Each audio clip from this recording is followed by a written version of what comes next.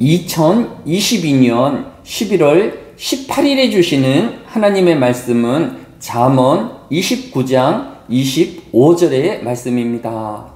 구약성경 잠언 29장 25절의 말씀을 봉독합니다. 사람을 두려워하면 올무에 걸리게 되거니와 여호와를 의지하는 자는 안전하리라. 아멘. 사람은 자신의 생애에 걸쳐 의존적인 존재로 살아가기 마련입니다.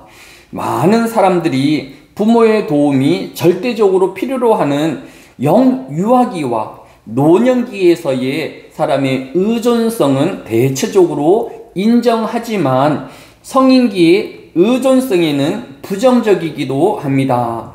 하지만 성인의 여자 또는 남자라 할지라도 외부의 의존 없이 혼자만으로 이 세상을 살아가기는 어려울 것입니다. 이사야 선지자는 이사야서 2장 8절에서 이스라엘 백성의 의존성을 설명하고 있습니다. 그들에게 동방 풍속이 가득하며 그들이 블레셋 사람들같이 점을 치며 이방인과 더불어 손을 잡아 언약하였음이라 라고 하였습니다. 이스라엘 백성들은 사람이 갖는 이러한 의존성을 따라서 이웃인 이방인들의 우상과 풍속을 받아들이고 블레셋 사람들과 연약함으로 그들의 연약함과 불안을 해소하고자 하였던 것입니다. 그러나 이방인의 우상을 의지하였음에도 이스라엘 백성들은 실패하였고 식민지의 백성으로 전락할 뿐이었습니다. 이웃의 나라와 사람을 의지하였지만 이스라엘은 평화를 지킬 수 없었고 언약의 파기와 또 배신을 당하며 전쟁의 공포 가운데 내몰릴 수밖에 없었던 것입니다.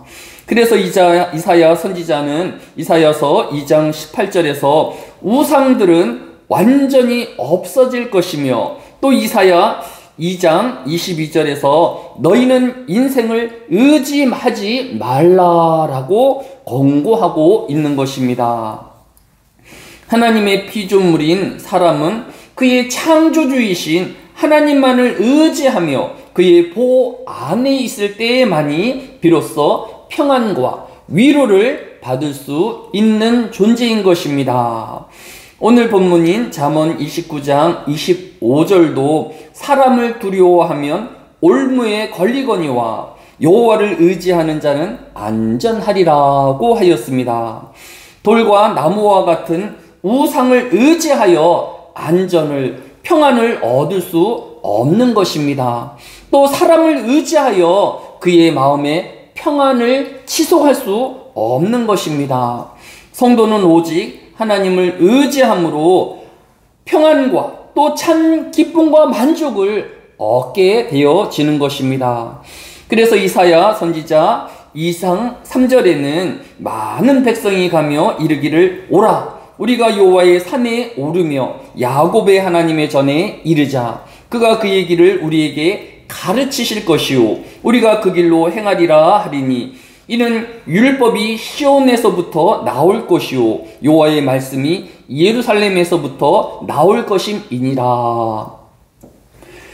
이사야 선지자는 큰 목소리로 이스라엘 백성들에게 하나님의 말씀을 전하였습니다.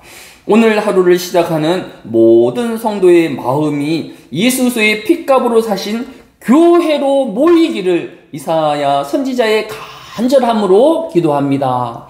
또한 이번 한 주도 하나님의 말씀을 실천하여 말씀을 이루어가는 삶이 되어지기를 이사야 선지자의 기도함의 간절함으로 함께 기도해야 할 것입니다. 이번 주일은 모든 성도가 교회를 통하여 전하여 주시는 하나님의 말씀에 귀 기울이며 또 찬양과 감사로 예배드리우는 하늘의 교회의 모든 성도님들이 되어지시기를 위하여 또한 기도합니다. 사랑이 많으신 아버지 하나님, 이 한날에도 하나님의 풍성하심과 하나님의 평안과 위로를 더하여 주시니 감사를 드립니다. 모든 성도는 오직 하나님을 의지하는 삶이 되어지게 하여 주시고 주님이 주시는 참 평강과 기쁨 안에서 이 한날에도 주의 나라를 향하여 나아가는 충성되어진 삶이 되어지게 하여 주시기를 원합니다. 돌아오는 추수감사주일에 이 한 해 동안 베풀어 주신 하나님의 은혜를 되돌아보게 하여 주시며 함께 고난과 역경을 이겨낸 모든 한 성도들 위해서 서로 격려하며 또 하나가 되어지는 귀한 시간이 되어지게 하여 주시기로 합니다. 찬양이 넘치우는 예배가 되어지게 하여 주시고 감사가 넘치게 하여 오직 하나님께만 영광을 돌리우는 주일 예배가 되어지게 하여 주옵소서. 감사를 드리오며 예수님의 이름으로 기도드려 싸움나이다. 아멘.